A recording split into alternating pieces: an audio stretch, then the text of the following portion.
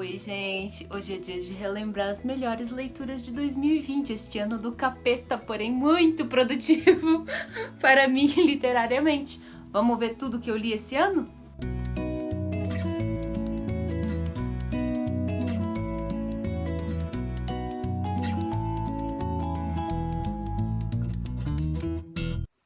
Vamos encerrando mais um ano, o 6º ano da história desse canal vai se encerrando agora.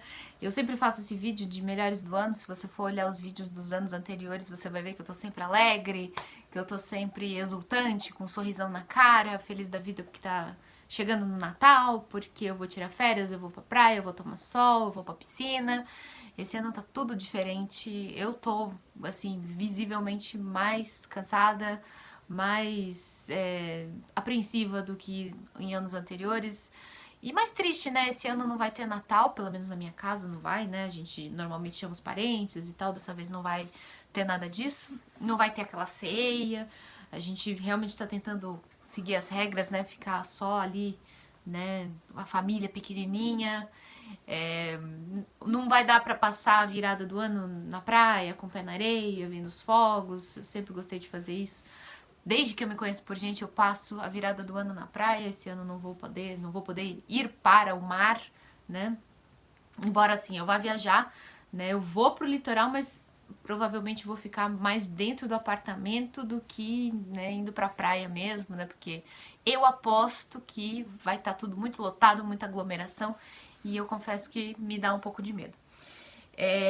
Quanta coisa, né? Nossa, eu tava relembrando, só de pegar o celular e ver fotos minhas da minha galeria no começo do ano, parece assim que era com outra pessoa, que isso aconteceu em outra década, que foi a outra geração atrás. O meu cabelo tava assim, na altura do ombro, ó. Olha o quanto que ele cresceu, porque eu não cortei o cabelo. Eu passei o ano inteiro sem cortar o cabelo, sem ir ao salão de beleza esse ano, por causa de quarentena.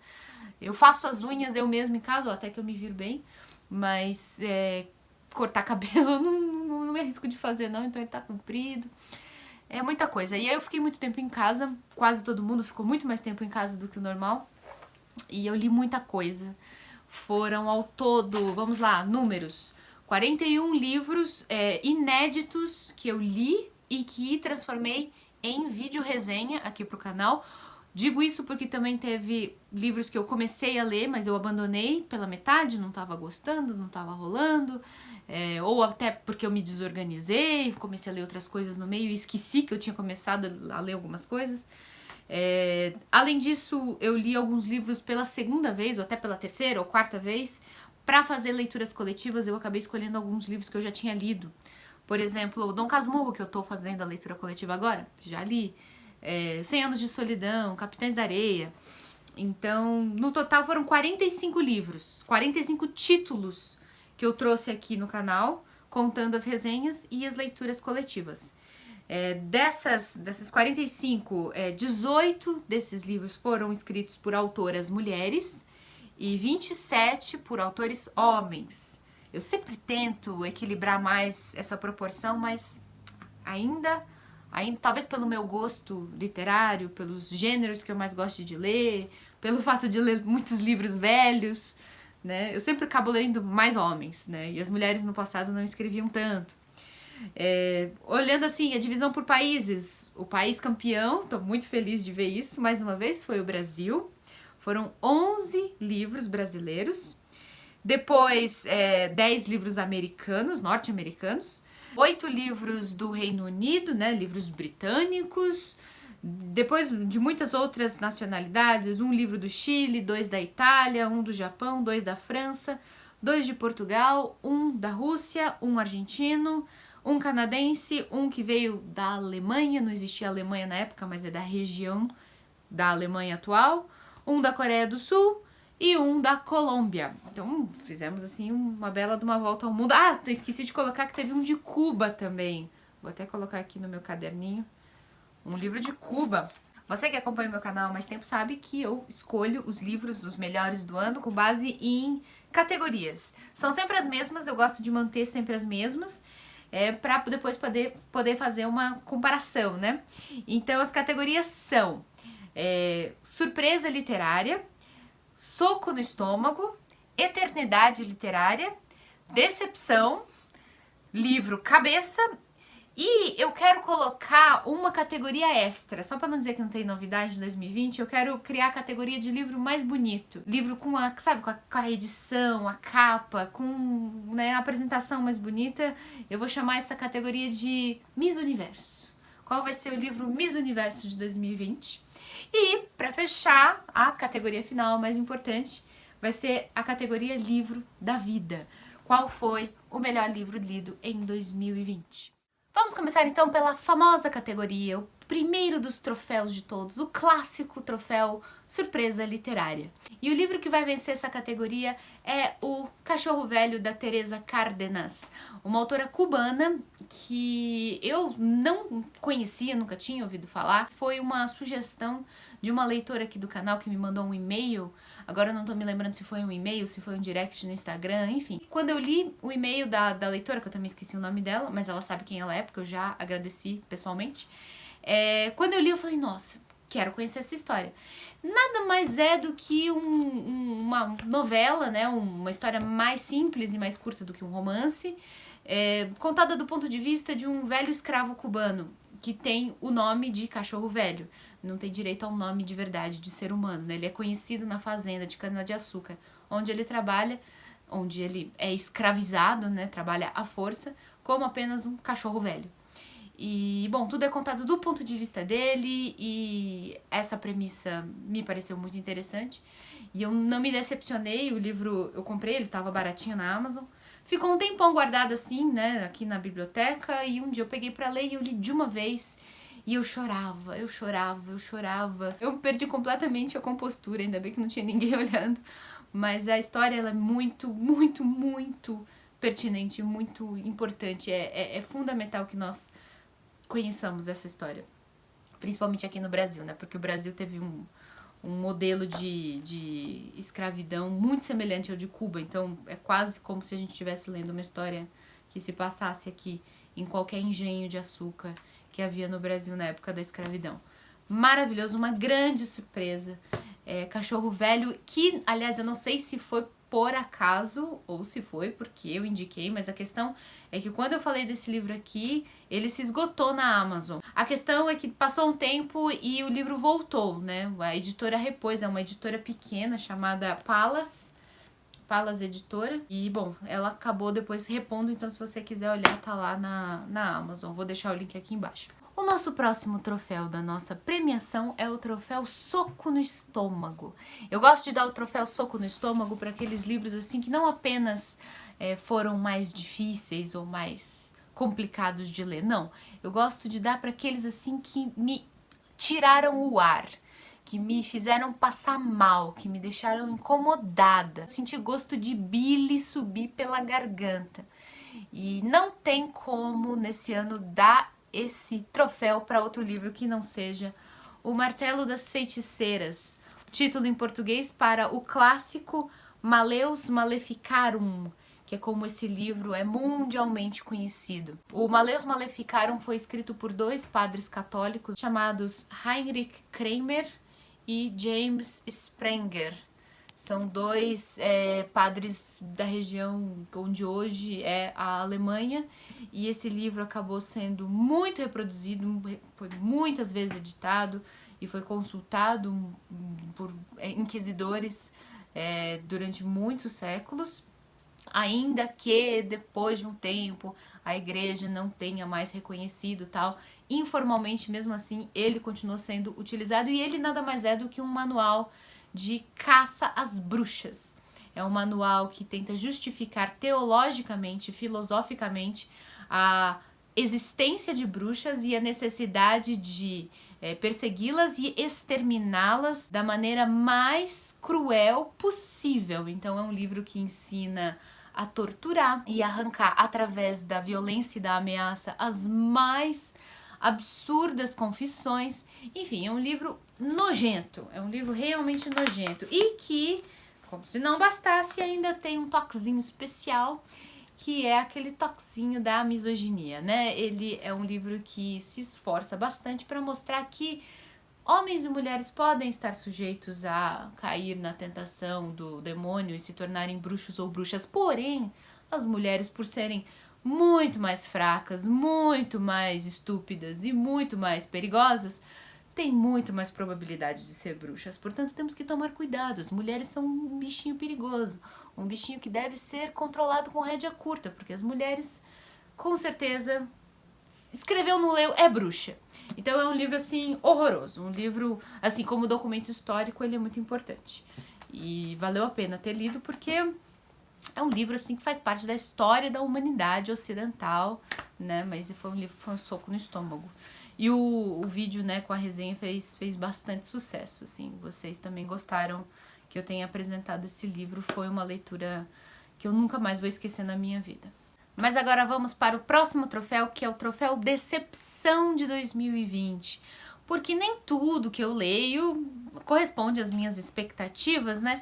E eu vou trazer aqui, um livro que eu pensei que quase que poderia ter entrado para essa categoria, mas no fim não entrou, porque eu nem mesmo terminei de ler, então não fiz a resenha e tudo mais, mas que é muito importante. É um livro, assim, muito, muito importante na literatura francesa do século XX. É O Amante da Marguerite Duras. É um livro, assim, que eu tentei ler várias vezes e eu sempre paro no começo.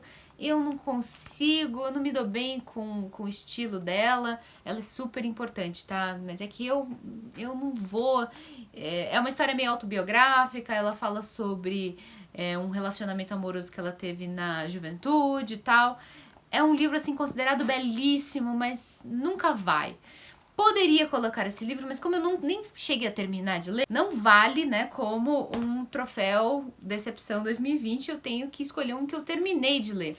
Então eu acabei escolhendo esse livro aqui, A Mulher de 30 Anos, do Honoré de Balzac, que, assim, eu queria ler esse livro tendo 30 anos, né? É um livro muito famoso. O Balzac é um grande escritor, também dos mais importantes do século XIX, dos mais importantes da literatura francesa.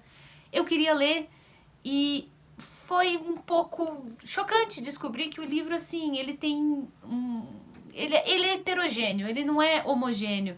Parece que ele é mais uma colagem de trabalhos e de escritos que o Balzac foi fazendo ao longo do tempo, e ele acabou juntando tudo, encadernando tudo e transformando num livro só, porque os capítulos mudam muito de um para o outro. Alguns capítulos são muito bons, né? Alguns são realmente maravilhosos e outros são muito fracos.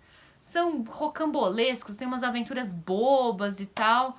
Então, assim, por ser tão heterogêneo, por não ter muita coerência, muito começo, meio e fim, ele acabou sendo uma decepção. Eu achei que, por ser tão famoso, né, seria um livro que eu fosse adorar e acabou não correspondendo às expectativas. E pelo que eu vi nos comentários de vocês, né, no vídeo de resenha, muita gente sentiu mais ou menos a mesma coisa que eu senti. Agora, um livro que não me decepcionou, na realidade, assim, ele até me surpreendeu, é o livro que vai ganhar o nosso troféu Livro Cabeça de 2020, que é uma categoria que eu criei para premiar e reconhecer aqueles livros que exigem que a gente use as nossas little grey cells, como diz o Poirot da Agatha Christie, as nossas pequenas células cinzentas, o nosso mocotó. E esse livro, né, não tem como, vai ser O Grande Sertão Veredas. Agora eu me dei conta de que eu tô sem aquela cinta, peraí que eu vou pegar. Aqui está, ó. A minha edição tem essa cinta de tecido com o título. Aparentemente, a Companhia das Letras não edita mais essa versão com a cinta de tecido. Agora, quem compra a edição vem com uma de papel, né? O que, assim, tem a vantagem de ficar mais firme, ó. Por exemplo, aqui acabou de desamarrar, né? Porque é de tecido, depois eu vou ter que amarrar de novo, né? Mas tem um charminho, né, de ter um livro assim envelopado com uma cinta de pano, né? Não é muito comum. E seja como for, esse era um livro assim que eu tinha muito medo de ler.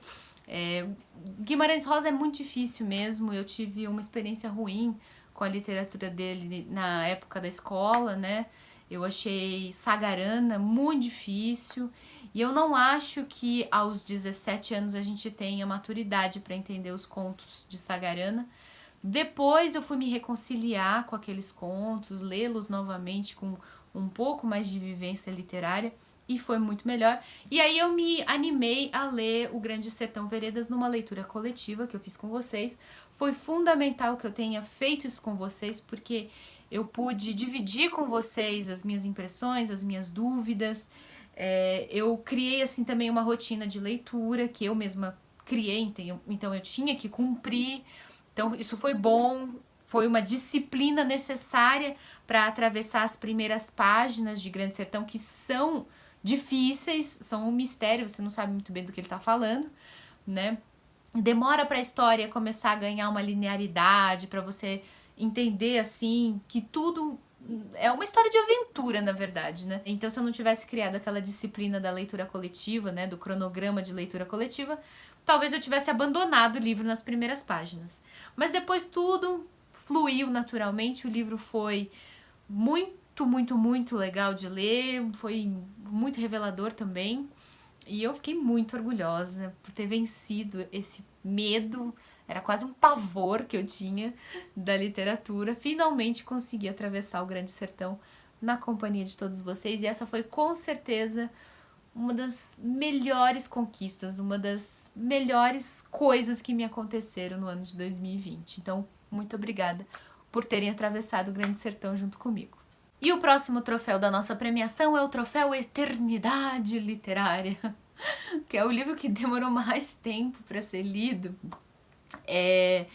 Tem livro que a gente demora para ler porque ele é muito longo, e tem livro que não é longo, mas a gente não acaba de ler nunca. Eu posso citar como exemplo, para mim, de Eternidade, o livro A Falência, da Júlia Lopes de Almeida, que entre tentativas, leituras do primeiro capítulo, abandonos, retornos, idas e vindas, eu demorei uns 6 meses para terminar de ler. Mas isso é porque eu não passava dos primeiros 2 capítulos.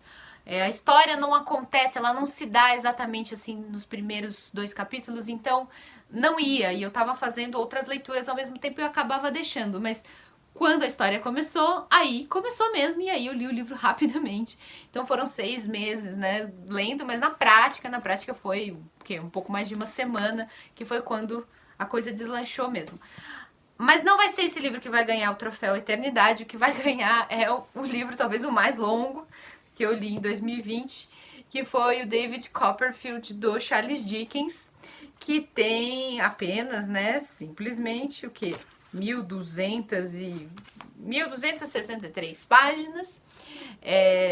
Não foi um livro desagradável de ler, eu não fiquei entediada nem nada disso, porque a história é cheia de aventura, tudo, mas é que é um livro muito longo, né? E, bom, felizmente eu fui fazer essa leitura também num projeto de leitura coletiva, e eu criei umas metas de leitura diárias, assim, muito ambiciosas. 4 capítulos por dia, foi assim, intenso, foi febril. Eu fiquei quase que um mês lendo esse livro, assim, e foi legal pra caramba. Eu gostei, pelo menos, mas eu vi que muita gente reclamou que eu fui muito malvada nessas metas de leitura aí, 4 capítulos por dia. Então, acabou sendo a Eternidade Literária. Eu sei que também algumas pessoas começaram a ler junto comigo lá pelo mês de agosto, por aí, e ainda estão lendo. Então é uma eternidade literária realmente. Mas, quando terminar, vai poder se gabar de ter lido um dos mais famosos livros da literatura em língua inglesa, um dos mais importantes clássicos, mesmo. É um livro muito legal, vale a pena ser lido, apesar de ser uma eternidade literária. E agora vamos inaugurar o novo troféu que foi criado nessa premiação de 2020, que é o troféu Miss Universo. O livro mais bonito do ano, com o projeto gráfico mais interessante, com a capa mais vistosa.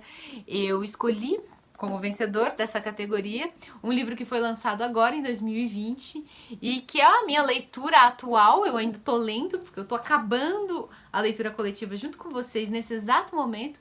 É o Dom Casmurro, do Machado de Assis, da editora Antofágica, que é belíssimo. Quando eu vi já no Instagram deles, né, que esse livro ia ser lançado, eu já fiquei, né, meu olho já cresceu.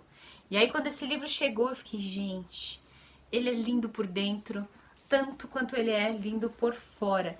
E me agradou muito, fez uma diferença que eu não imaginava, o fato de que os títulos, olha só, são escritos à mão, com uma caligrafia que é ao mesmo tempo muito correta, muito antiquada e tradicional, mas também meio trêmula, percebe? Como é meio trêmula, e isso me pareceu combinar perfeitamente com o nosso narrador, o homem que narra essa história pra gente, que é o Dom Casmurro, que tem aproximadamente uns 60 e tantos anos, porém teve uma educação muito tradicional, na certa aprendeu essa caligrafia muito correta, só que ela é trêmula, ela é um pouco nervosa, é um pouco sofrida. E isso, nossa, foi belo. Eu me senti como se de fato estivesse lendo algo que foi escrito pelas mãos de um velho do século XIX. Além disso, bom, o livro ele é todinho ilustrado, é só as páginas internas, né? Ele tem boas notas de rodapé. Eu ainda não li os textos extras, ele tem 2 pós-fácios, eu vou ler quando eu terminar de ler o livro, né? O fato de que o retrato do Machado de Assis é aquele projeto Machado de Assis real, né? Que tentou compensar as tentativas de branqueamento do escritor, né? Que era muito comum no passado e tenta sempre nos lembrar de que Machado de Assis era um autor de ancestralidade negra. Além disso, as edições da Antofágica, elas têm muitos pequenos detalhes, né? Muitas coisinhas escondidas. Se você for ler os textinhos e tal, os textinhos que tem aqui no final, por exemplo, olha só, não sei se vocês viram na última página, mas está escrito assim: Bentinho promete rezar 1000 ave-marias se o leitor retornar à Antofágica. Sabe, são esses pequenos detalhes que fazem dessa edição muito bonita, muito completa e muito maravilhosa. Eu tô, assim, encantada. Pra mim, é o livro mais bonito que foi lançado em 2020. Eu sou um pouco suspeita pra falar, porque eu adoro Dom Casmurro. Se eu já não tivesse escolhido Dom Casmurro como um dos meus livros favoritos da vida, em outras ocasiões, em outros anos, provavelmente seria Dom Casmurro que ia ganhar a próxima categoria, o próximo troféu, que é o troféu mais importante do ano. É o troféu Livro da Vida. É o troféu que eu dou para aquele livro que foi o meu favorito, né, do ano.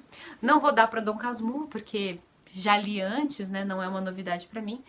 Mas eu vou dar para um outro livro que eu li pela primeira vez agora em 2020 e que eu já mencionei, né, em outras vezes ao longo desse ano como um dos mais bonitos, um dos mais inesquecíveis, sensíveis, poéticos, inteligentes, sagazes, mordazes, tudo isso ao mesmo tempo. E eu tô falando do Memorial do Convento, do José Saramago. Eu li esse livro no comecinho de 2020, no mês de janeiro, e ao longo do ano não teve nenhuma outra leitura, nem o Grande Sertão Veredas, teve vários outros clássicos, vários outros contemporâneos também que eu gostei muito, livros de ficção, de não ficção, mas nenhum, ao longo do ano inteiro, chegou ao mesmo nível de, eu vou usar uma palavra antiga agora, de enlevo que o Memorial do Convento me provocou. Eu subi mais um estágio, sabe? A sensação que eu tive é que eu estava mais próximo do panteão quando eu li o Memorial do Convento. É considerado por muitos o melhor do Saramago, eu acho que eu sou obrigada a concordar. É maravilhoso. Ele fala sobre a construção do convento de Mafra, que tem nome de convento, mas na realidade é um palácio gigantesco, né? Que foi construído em Portugal no século XVIII. E ele mistura eventos históricos, né? Que aconteceram naquela época, inclusive a chegada do ouro que vinha do Brasil para Portugal, toda aquela riqueza, por isso eles queriam construir uma obra faraônica e tal, com acontecimentos na vida de personagens fictícios, que são o inesquecível casal Baltazar Sete Sóis e Blimunda Sete Luas. É muito bonito. O Saramago fez uma pesquisa histórica linda. ele foi atrás de documentos da Inquisição portuguesa do século XVIII, ele foi atrás de relatos de pessoas comuns que perambulavam pelas aldeias portuguesas também naquela época. Ele foi contar as histórias da família real portuguesa também. Ele fez uma pesquisa muito maravilhosa e ele compôs uma história de amor, né, desses dois personagens, misturadas na história da construção desse convento faraônico, que é o convento de Mafra. E a história é linda, é muito bonita. É muito bonita mesmo e eu recomendo para todos. Esse foi o meu livro favorito de 2020, o livro da vida. Vai entrar, né, para a lista dos meus livros da vida. Quero saber a opinião de vocês, se vocês concordam com as minhas escolhas. Também quero saber quais foram os melhores livros que vocês leram em 2020. Usa aqui embaixo o espaço dos comentários. Vai ser muito bom conhecer as experiências de vocês. Muito obrigada por terem estado comigo nesse ano, muito obrigada por ajudarem esse canal, padrinhos e madrinhas que ajudam sempre esse canal. Vocês são fundamentais para que tudo isso tenha acontecido e possa continuar acontecendo em 2021. E eu torço muito, espero de verdade que 2021 seja um ano mais leve, um ano de mais esperança, um ano com menos ódio, um ano que a gente consiga se entender um pouquinho melhor, um ano que a gente volte a confiar na ciência. Talvez eu esteja sendo sonhadora demais, mas é isso que eu quero passar para vocês. Eu quero entrar em 2021 acreditando que isso possa ser possível. Um beijo. A gente se vê no próximo vídeo. Tchau!